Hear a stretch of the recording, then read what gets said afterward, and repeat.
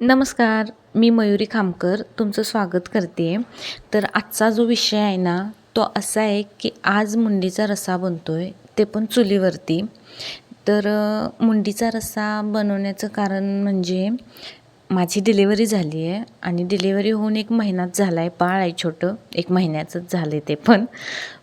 तर आमच्या इकडे ना अशी पद्धत आहे की डिलेव्हरी झाल्यानंतर बाळंतिणीला मुंडीचा काढा किंवा मटणाचं सूप किंवा अंडी वगैरे असं देण्याची आमच्या इकडे पद्धत आहे.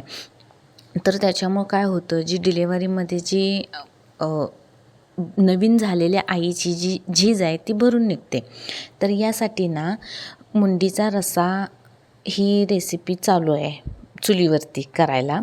तर मी झोपले होते. सकाळी उठून बघितलं तर माझ्या आईने चुलीला जाळ घालून चांगली मुंडी अशी मुंडीचा रस्सा असा चांगला उसळी कसा मारतो आहे ते तुम्ही बघतायच. तर 4-5 तास झालं ते चुलीवरतीच आहे सकाळपासून. आता दुपारी 12-1च्या दरम्यान अजून आहे.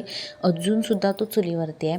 जसं त्याचं पाणी कमी होईल तसं परत गरम पाणी त्याच्यात ओतून हा इथंपर्यंत बनवलेला आहे.